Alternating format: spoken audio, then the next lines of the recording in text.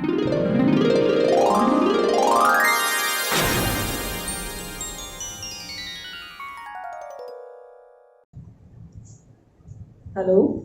I'm Neeta Omprakash. I'm an independent art curator. I have been curating exhibitions for more than a decade. I started my career of curating exhibitions with small exhibitions within Goa. I'm based in Goa. So, curating an exhibition has a big responsibility. Curating an exhibition is a big responsibility because on one side we need to select the artist, and on the other side we have to work with the galleries. Working with the private galleries and working with the government organizations is a big difference. Curating Indian art exhibitions and curating international art exhibitions also has some difference. Even though we work with the artists, working with the international artists makes a difference in the sense that we collaborate with two different cultures. I have curated an exhibition of African American artists, and it was a touring exhibition in India. I was approached by Dr. Peggy Blood, who is the chairman of National Alliance for Artists from historically Black colleges and universities. In America, there are historically Black colleges and universities which have encouraged, promoted, educated, and supported African American artists right from their beginning of the career till they become professionals. Even when they are something around 70, 80-year old, also they continue to work. So this organization has more than 100 artists working towards promoting African American art. They want to educate people outside America about their struggle to establish a different, a distinct, and a unique identity of African culture. So their struggle has been very, very, very vast. At various levels, they have to struggle to establish their identity. In India, we have very little knowledge about that phase of American art, which started with in 1930s and mostly called as known as Harlem Renaissance. So artists who worked during that Harlem Renaissance period then influenced the next generation of artists who continued that struggle. So this phase of African American art is a very significant part of their history. And in India, we know very little about it. So this organization wants to educate people or send their message across in different countries. So Dr. Peggy Blood approached me if I can host an exhibition of African American art in India. I agreed willingly.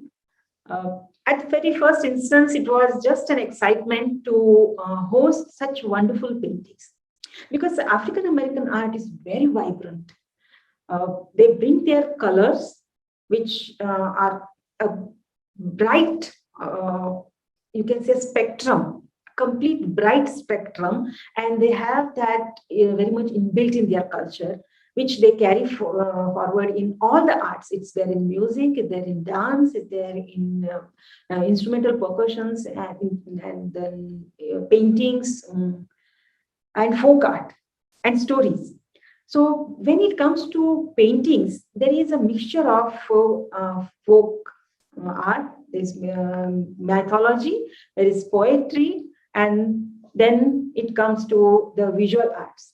When visual arts, it is the contemporary art of America, influence of European art, and then the folk art from Africa. So there is a mixture of all the three, and they had to create their own identity, which is again suitable for the contemporary times. So I had this background because I had seen African American art in America when I was there for my Fulbright fellowship in 2013.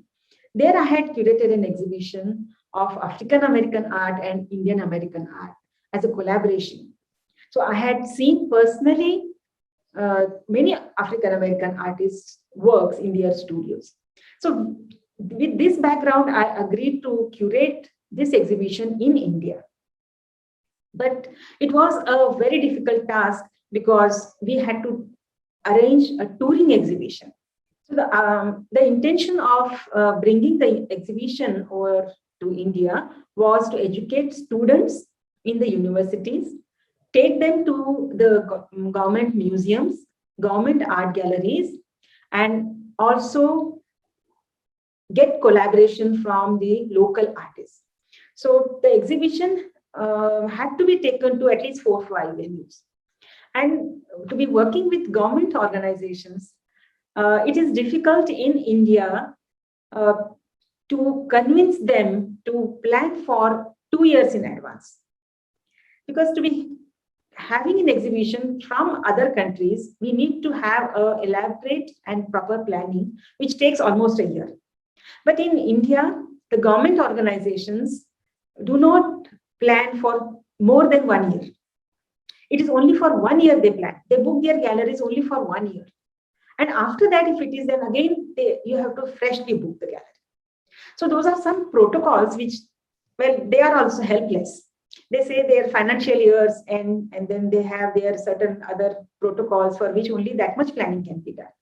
And in this case, I had to personally approach the organizations and convince them that we need to have planning for more than 1 year ahead. But somehow, with great difficulty, I could convince 4 to 5 centers and we had to go ahead. Other thing is, when we are planning for international exhibition, they need letters of invitation from the galleries so that they can produce it in their universities, wherever they are teaching, in the other funding organizations, if they are asking for some funds for transportation of artworks from America to India. So they needed invitation letters much in advance, and it was very difficult to get it. So I had to overcome these hurdles to be convincing the Indian organizations on one side and to be explaining the American artists that in India, this is the system which we work with. So somehow we had to find a common platform where they could understand our system of working and we could understand their system. So we went ahead and I approached Lalit Kala Academy Kerala and they accepted to host the exhibition. Then I approached Banaras Hindu University Art History Department. This is one professor, Pradosh Mishra, who's a Fulbright fellow. So I knew him personally, and then because he was the head of the department, he agreed to host the exhibition. Even he had difficulties in finally having the exhibition in the gallery. Then he had to shift it to the Bharat Kala Bhavan Museum. So these things are bound to happen in India. We have to be able to foresee and work towards it. It is like jumping in water, knowing that we will have to drown, we will have to swim, we will have to speed up, sometimes we will have to stop, sometimes we'll have to come out of the water. So Lalit Kala Academy, Kerala accepted it very easily. They agreed to host the exhibition for a period of 2 weeks. Because the paintings were coming from America, they were brought by the artists. So the canvases came rolled. They had to be stretched. The paintings which were on the papers, the prints, they had to be framed. So all that was a big responsibility. And Kerala Lalit Kala Academy agreed for it. Professor Chandran, who's teaching in Ernakulam Art College, he had agreed to collaborate and he convinced the chairman of Lalit Kala Academy, and then we went ahead. So all the formalities were done by the Lalit Kala Academy in the beginning. Then from there, the artworks were taken to Banaras. That transportation was another important phase of the artworks. When we are transporting artworks, there is a very crucial aspect of insurance. Suppose some damage takes place on the way, then the transport company is responsible for it. But the transport company doesn't take the responsibility. They say just maybe 5,000 rupees we can pay you. You have to have another insurance company which will pay you if there is any damage. That insurance company comes and says that I will have to see each and every painting, decide the value of it, then you pack the paintings, and then we will do the insurance, which is a difficult part. And those people who come from an insurance agency are not at all educated in evaluating art. It is just the approximate value that they decide. So here comes a very crucial part. How do we decide about the insurance part? How do we decide the value of an artwork which has come just for educational purpose? It has no commercial benefits. The exhibition was supposed to tour in India and go back to America, which is happening. So that somehow we had to convince the transport company. In first phase, they agreed. It went to Banaras. And then from Banaras, the artworks were packed and they were going to Shantiniketan. And on the way, there was lockdown due to pandemic. And the artworks remained in the warehouse in Kolkata. Now, there were two different aspects for this. The general lockdown, which was imposed by the government, but before that, the universities were closed. So Shantiniketan University was closed before that. Now, the artworks which remained in Kolkata warehouse was the responsibility of the transport company. Now, this was totally an unforeseen, unpredicted incidents to happen in the life of all the curators, co-curators, including American curator, including an Indian. All 4 or 5 of us who were working towards this exhibition, like Professor Shiv Kumar from Shantiniketan, Professor Pradosh Mushta from Banaras Hindu University, I was working, Professor Peggy Blood from America. So we all had to face this challenge, but we all were helpless. So artworks remained there. Afterwards, after 2 months, when the lockdown was opened, the transport company insisted that you take your artworks from the warehouse. But the university gates were not open. So we had to take out the artworks. Otherwise, we had to pay the rent of per day, per kilo of the weight of the exhibits. And we all were working with zero budget. Neither I had money, nor Dr. Pradosh Mishra in BHU had money, nor people in Shantiniketan had so much of excess money that they could pay there, nor Dr. Peggy Blood had money. So we had to find out an alternative solution. So Dr. Shiv Kumar from Shantiniketan requested Dr. Ms. Richa Agrawal of Kolkata Center in Kolkata itself, Kolkata Center for Creativity in Kolkata. They have a foundation, they have an art gallery, they also run courses. So she was requested to keep the artworks in their gallery till the matter is resolved. So the artworks were sent to their gallery, but to everybody's shock, when the artworks reached, it was completely damaged. The entire box containing 20 paintings were damaged. And it gave almost like a heart attack to all of us. It was very shocking to see the artworks damaged. Glass was broken. The frames were broken. The frames were completely like twisted and turned. 2 artworks were damaged, but the thermocol stuck to it, and then the relief part just came out. There were canvases which saw that whole paint was coming out. Canvases became loose because the artworks were just dumped on each other. So all that was responsibility of Kolkata Center art curators, art historians, the restorers to restore back the artworks in a condition where it can be exhibited once again. So they did a great job, really a great job they did. and all the paintings were brought back to life, I should say. Then after almost 3 months, in the month of December, they did an exhibition also, which was, of course, not planned beforehand. They hosted the exhibition for 1 month. And then we had to take it to Shantiniketan. And still the Shantiniketan University gates were not open for the exhibition to be taken inside. But I wanted the exhibition to reach Shantiniketan because they had already done the payment and already it was planned that it would reach Shantiniketan. So I requested them to have an alternative space. So they found an alternative gallery where all the professors from Shantiniketan are working towards it. They are part of the gallery. They have some artist residency programs going on over there. In that gallery, they did the exhibition. So I was really happy that it could at least reach Shantiniketan University gates. If it could not go inside the gate, at least outside the gate in a gallery, the exhibition could be held.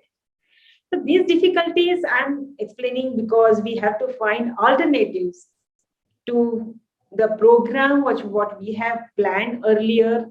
It may not work. Everything systematically does not work. When such calamities happen, when such unprecedented issues, when unprecedented incidences happen, we have to be prepared. We have to be flexible enough to change our program and find an alternative. Our motto was to have an exhibition, which we should do it. And we found alternatives for it. We have to be very humble. We have to request many people. We have to go on begging for funds, sometimes space, sometimes any other help, whatever could happen. So this something which we had not planned for, we had not thought of. If we have to do it, then we have to be prepared. If we are planning for such a big event, if we are planning for a big project. And that too, I as a co-curator in India, I was all alone. I don't have a team. It's completely one person handling of the whole show. I contacted the co-curators in every center. So their responsibility was limited to having and hosting an exhibition in the particular center. And then they would transport the exhibits to the next center. It was only that limited responsibility which others had, but I had the responsibility to coordinate with all the co-curators, all the centers of the galleries, all the centers, museums, universities, whosoever I could contact. But I had to work completely with zero budget. Absolutely no money was there at any moment. Every center would say, we are working with zero budget. Government galleries, government museums, they all have difficulties with funds, which is a common feature. We all know. All the artists are so much used to this, listening this, yes, we have no budget. We can only provide you something in kind. The space is provided in kind. The gallery is given free sometimes somebody gives a catalog. Somebody sometimes gives the, you can say, hosting the guest if foreign guests are coming. Somebody says, okay, we do it. I also approached American embassy to help us. Then they said that we can host American artists when they come to India. So that was also very welcome gesture. So each one, if a little contribution is done, then an event can happen. So we have to go on trying from multiple aspects, multiple avenues open, multiple resources, whatever we can find. So we have to keep always the doors open. So from wherever the help comes in. With just one single motto that we have to do the exhibition of artworks which are coming from other culture, other country. And other artists are showing trust in us and they are handing it over their original artworks. And for this exhibition, 2 museums also gave their artworks. 6 artworks came from the museum, one Apex Museum and other Tuvalu Museum. Apex Museum is a great museum and they agreed to give some of the works from their museum. So it was a contribution from 2 museums apart from each individual artist. So that is also another big responsibility. They are showing trust in us, which increases the responsibility. Also, it was a joy. Of course, it was a joy to work and host the exhibitions. So the joy of doing something constructive, doing something creative and challenging, taking the risk. So with this, we completed from Shantiniketan, the exhibition came to Goa. Now, what had happened was when the artworks got damaged, we had to claim insurance, which was almost near to impossible task. Those who have dealt with insurance agencies, they know it, how difficult it is. But what happened next was the transport company was not prepared to transport artworks to the next destination. They said, you have to evaluate each and every artwork from a registered valuator of art in India. A government registered art valuator is not there in India.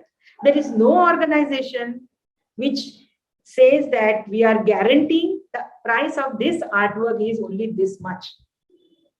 Because it is not a commodity. It is not an industrially produced item which can be priced at only for particular value.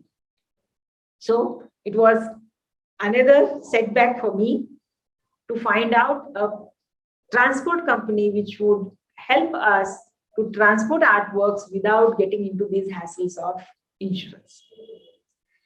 Even then, Kolkata Center, people helped me to find a transporter who took the responsibility to transport artworks without getting into the hassles of insurance. And it came to Goa. We had an exhibition for 8 days in Goa. And when that exhibition was planned, it was still not yet materialized. The director of westzonecultural centre, Ms. Kiran Soni, had come to Goa for some other workshop. So that time when she came to know about this international exhibition which was going to happen in Goa, she was very willing to take it to Udaipur. She said that, yes, Udaipur Westzone Centre can host this exhibition. You can always send the exhibitions over there here. So it would be also interesting for the artists in Udaipur to see American art. So that's how the initial plan of 5 centers got extended to 6 centers. So I brought the exhibition to Udaipur. Now it's just got completed 2 days back. So 1 week of this exhibition happened in Shilpagram, which is part of the Westzone Cultural Center. So this is the catalog which Westzone Cultural Center printed. This has paintings of all the 26 artists who participated in this exhibition. I can show all these artworks. It would be just worth seeing them. This is the painting of Alma, who's no more. This work comes from Apex Museum.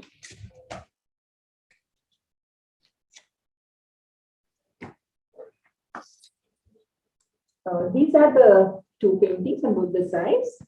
This is also a very important artist from Harlem Renaissance on the left side. And this is also comes from the museum. Both the artworks come from the museum.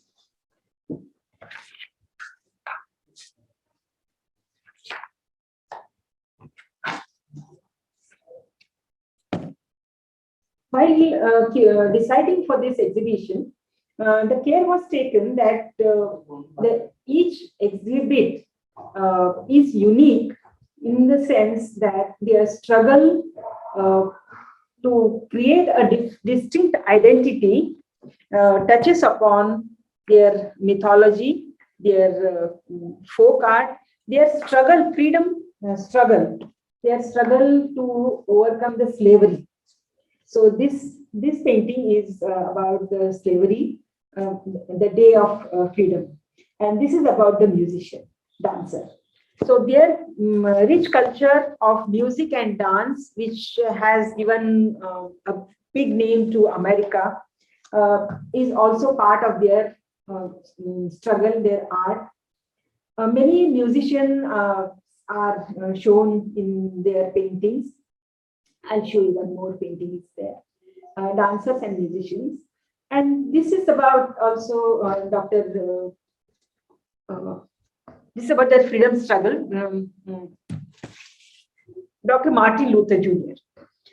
This is the collage. So on about the art styles and about the theme, both the things they had to take care, concept and form. So collage was popular once upon a time. So this is the painting of that phase.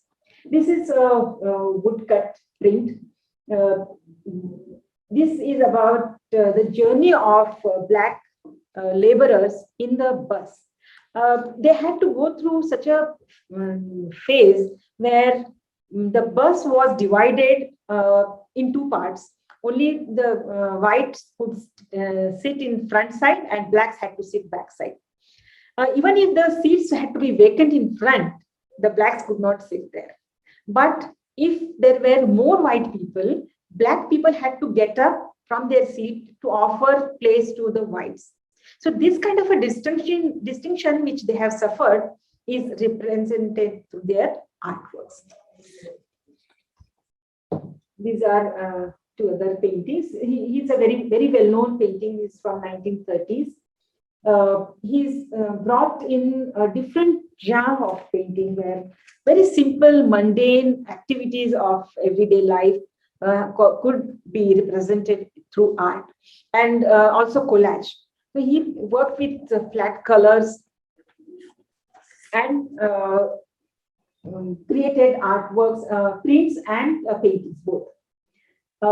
This painting was badly damaged. What I explained that that thermocol stuck to the surface. It has a relief surface and everything was damaged. We had to restore. There were two paintings.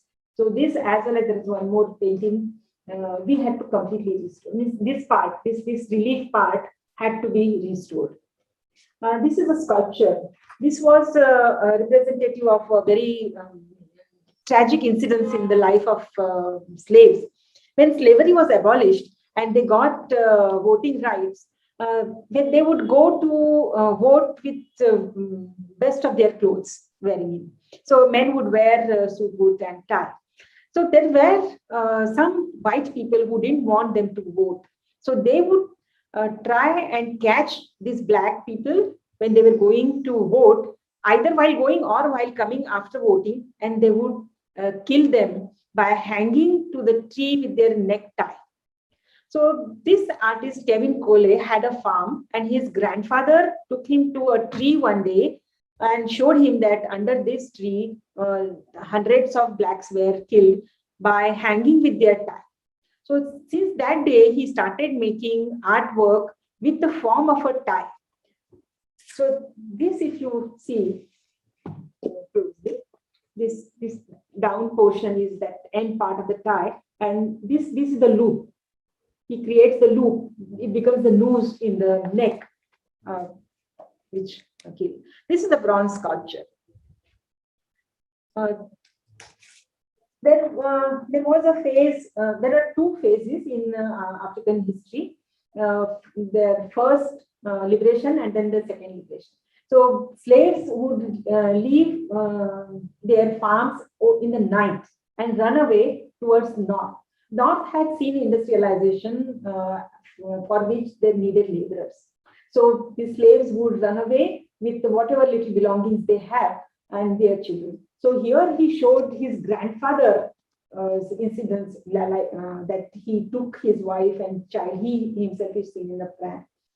And in the night they had to leave towards mostly for Chicago and New York, Washington, those areas. And this is artist Del Parte. He has created this abstract art. So they have seen that they also touch upon different styles. So abstraction, collage, then sculpture. This artist is influenced by Maruvian harvest masks and Picasso. So I said that contemporary art, they had to balance with contemporary art on one side and folk art and folk culture on the other side. So wearing mask and doing a ritual dance is a culture, but those masks are beautifully painted. So that visual of the mask and the cultural aspect of that, wearing a mask and doing the dance, becomes an important phase of African art. This is the story of a young boy, Emil Still, of 14 years. They had this kind of a strange custom that black men or black boys could not look at white women. It was considered as a criminal offense. They could get killed if they had to do. So this young boy who was bathing in the Mississippi River happened to see a white woman, and she complained that this boy whistled at her, and this boy was killed. He was lynched and thrown away in river Mississippi itself. So that water of that river became red. So this artist has shown the greenery which was on the side of the river is reflected. The green color is the reflection of greenery, but the red is the blood of this young boy, Emil Till. And after this incident, all the black art people got together and started their protest against this custom of discrimination. The mother of this boy would go and sit there on the river for years together asking for justice. So this becomes an important incident in the history of their freedom struggle. This is the painting showing the musicians and dancers who made a revolution. The Harlem Renaissance revolution is filled with musicians. So for the next generation, they become icons. Icons of liberation, icons to create a new identity. They themselves become a different identity for them and a motivation. So that was painted. This was about another incident that blacks could not go on the beach, which is very strange. Sea, beach, land, water, air, this is all naturally available. But it was a discrimination that blacks had to face. And this artist now, Margaret Pratt Aldrich, when she sees her daughter freely playing on the beach, she is very happy about it. But she also remembers it very well that she could not go to beach and play in the sand. This is the painting by Dr. Peggy Blood. This is Dr. Peggy Blood, who is the curator of this show. She's the president of, chairman of National Alliance for Artists from historically black colleges and universities. This is about the journey in the woods. This is about the journey of African people from Africa to America. It is a journey of blacks from slavery to the freedom. It is a journey in the life of an artist also. So at a various level, we have to go on decoding the symbolism that she has shown in the painting. It's a huge painting, almost 6 feet by 6 feet. This is about the calligraphy. And as it becomes abstraction, the communication, when we talk about, it is more confined to the language written and spoken. So when we start about the written languages, then we also talk about the script. So the script, and here it becomes calligraphic design. So it goes towards abstraction. Actually, if we try to give a deep thought to it, the meaning of the words is nothing but a contract between listener and the speaker. It is absolutely abstract. If I say something, this is a book, then it is a contract between the listener and the speaker that we both agree that this is a book. Other than that, there is nothing. So at one level, it is abstraction. At one level, it is reality. So he is working on the concept of communication. And this is the artist who is very much interested in music, but also jazz music is a very important phase of African American art. So he has done series of paintings showing the instruments. It's also the collage, the style. I've been saying that concept and the form. So form-wise, if we have to see, it is the collage, and then the concept-wise, the revolution of the music. It was created in America in 20th century, and it became popular all over the world. This has become a very center attraction in all the exhibitions. Everybody loved this piece. It is a quilt. Quilt is very much a part of all the folk cultures. Women very casually have been doing quilts without even giving a thought that it is an art piece or something which is important. Earlier, it was done with old clothes, but now new clothes are taken, new pieces are taken, design is chosen, color is chosen, and then an artwork is being created. And this work is also about the life of Michael Jackson. The legend of in American culture, music, also that black man, then ultimately when he died, he was completely white. Though it was his helplessness that he had to go through several surgeries, but then the transformation in his life of the within that phase as a musician is very remarkable. And this entire piece is in black and white, and backside of this piece shows Michael Jackson. Here in the center is the hat and his gloves. And she has titled it as That's It, which was the title of his last music show. African culture has geometry, sacred geometry. As in India, we have tantric geometry. We have tantric forms, we have yantras, yantra and all. In Indian art, contemporary Indian art, we have artists who have created tantric art. So these parallels we see in American art, African American art also. This is about 9 golden circles. So circles and triangles are seen. These 3 colors are the important colors of their revolution: green, black, and red. And there are concentric circles. So he calls it that 9 golden rings. This is a very humorous part of their culture, that every person who goes in the church, they dress up very well, they wear all the best of their clothes. But after going to the church, apart from prayers, what happens is the gossip. So the artist has got that little aspect in a humorous way. So in this exhibition, we also have the touch of humor. We have philosophy, we have culture, and we have humor. This is a sculpture. I told that when I talked about Ellie Till, that black men could not see white men. This is another aspect of showing that a black man seeing through the white world. So all the things which were taught to the black people in their schools, in their churches, is all what the white men decided. It was white people who decided what to be taught to the black children in the schools, how they should be living the life. So everything was like they are deciding and we are living. It is like we and they. So black and white, that divide was very strong. And still they are feeling that divide. Though there have been attempts to overcome that, though there have been attempts to assemble everybody, bring them together, but still it is felt. Still there is a long way to go.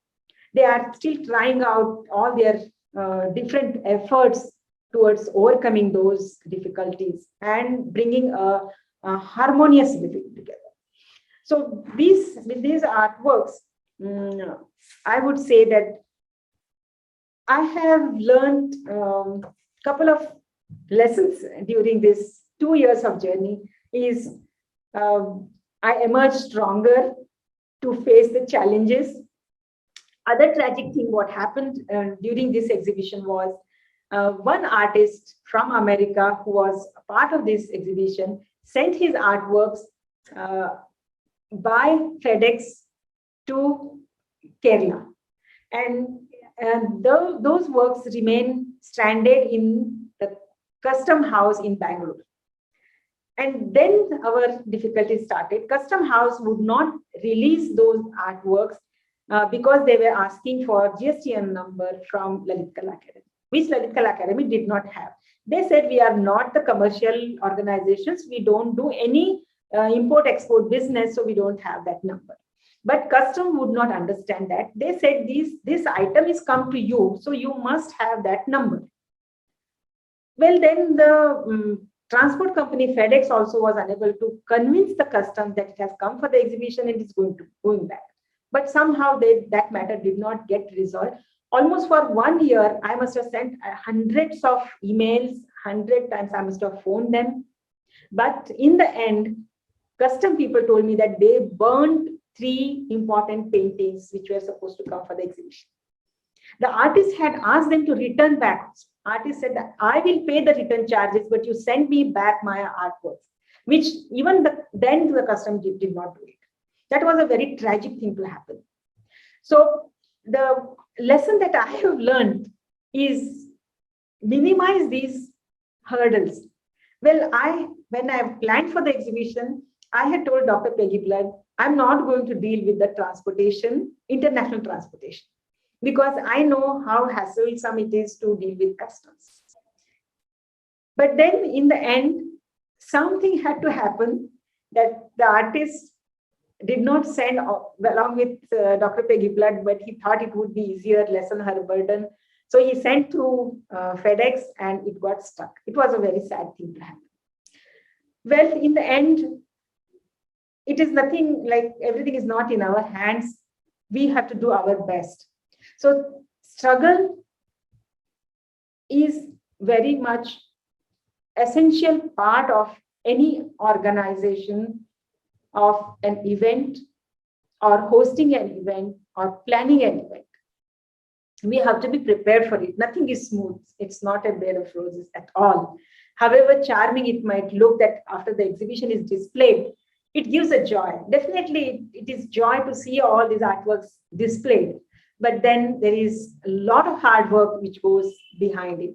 So whosoever is trying to plan for an exhibition or an international event, so one has to be prepared, one has to know, or one has to be able to foresee that these kind of hurdles might come on our way. And what do we do if it happens?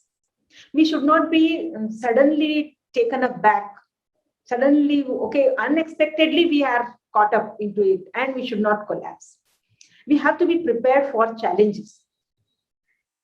Artists are always ready for new things to do. And well, they need to be represented, they need to be shown to the public. And a curator's job is that. It's just an intermediate. There is art gallery available, there is a museum available, there is an artist who's creating an artwork. So it is only to be taken from artists and reach it to the gallery so that people can see it. So I work as a catalyst. Our job is only that much. So a catalyst only does the reaction, helps to do the reaction and then just comes out as it is. So I have done that. And this experience of 2 years of working with African American art and working through different 6 centers has enriched me, I would say, in the end. So this exhibition in Udaipur comes to an end. And just today, I have handed over all the paintings in the post office to be sent to America.